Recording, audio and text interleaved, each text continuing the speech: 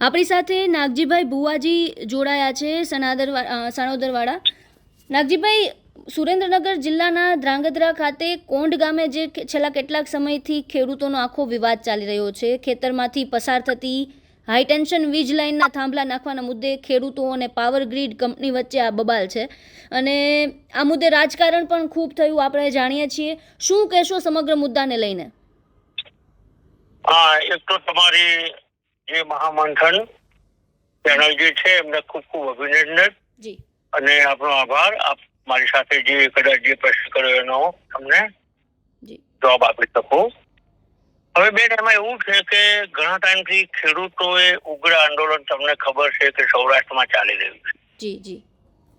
અને કોટ ગામનો તો મુદ્દો બહુ જ થઈ ગયો છે.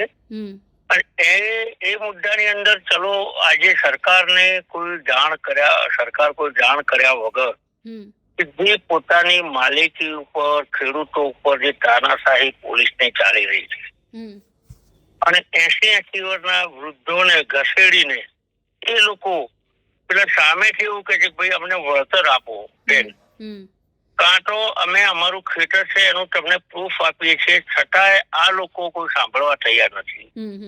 આજના સમયની અંદર ખેડૂતોએ, આ તો હું સૌરાષ્ટ્રની વાત કરું છું, પણ આખા ગુજરાતમાં આ મુદ્દો લઈ અને ગાંધીનગર સુધી અમે સરકાર પાસે અમે ગાંધી ચીડિયા માર્ગે પહેલા વાત કરીશું.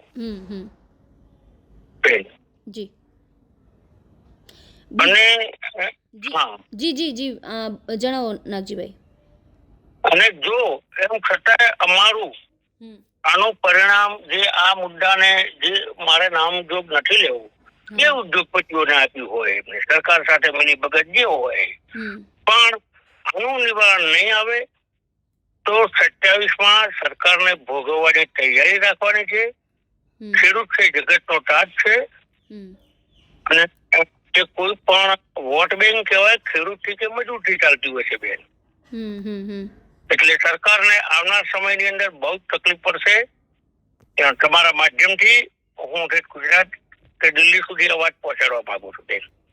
બીજી વાત નાગજીભાઈ, કે કચ્છના રાપર નજીકના વરાહી ગામે પક્ષીઓ અને પ્રાણીઓ માટે જળાશયો છે. હવે ત્યાં આગળ એક સોલાર પ્લાન્ટની તૈયારી થઈ રહી છે અને તેને લઈને પણ આવેદનપત્ર તેના વિરોધમાં આપવામાં આવ્યું છે. આ આખા મુદ્દાને લઈને શું કહેશો? આ મુદ્દા પર પ્રકાશ પાડો. હા બેન, એમાં એવું છે કે જાટાવીરા ગામ છે, ત્યાં આગળ એક જળાશય છે, જેમ કે આપડા એના નળ સરોવર છે એ ટાઈપના, બરોબર છે.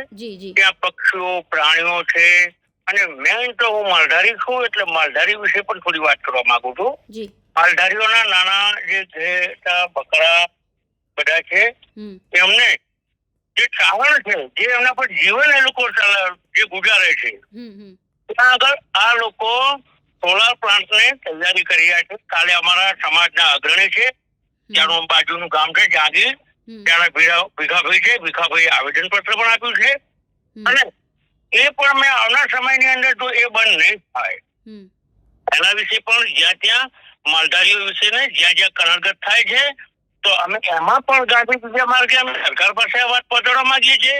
નહીતર એમાં પણ આવનાર જ્યાં જ્યાં તમે જુઓ છો, આજે તો આખો કચ્છથી અહીંયા રાધનપુરથી માંડી અને આખો સૌરાષ્ટ્ર પટ્ટાની અંદર ખેડૂતોનું અને માલધારીઓ હોય કે મારા 36 કોમના ખેડૂતો હોય, બે તકલીફ પડી રહી છે, રાઈટ. અને આનું પરિણામ આ સરકારને 27માં ભોગવવાની તૈયારી રાખજો. આ મુદ્દે કોઈ વાતચીત થયેલી છે સરકારના કોઈ નેતાઓ સાથે કે કોઈ બેઠક થઈ?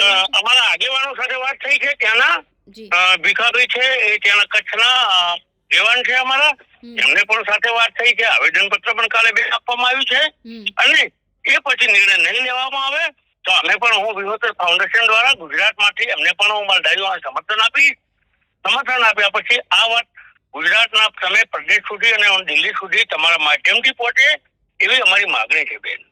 બિલકુલ નાગજીભાઈ, અમારી સાથે જોડાયા, તમામ માહિતી આપી તે બદલ આપનો ખૂબ ખૂબ આભાર. આભાર બેન.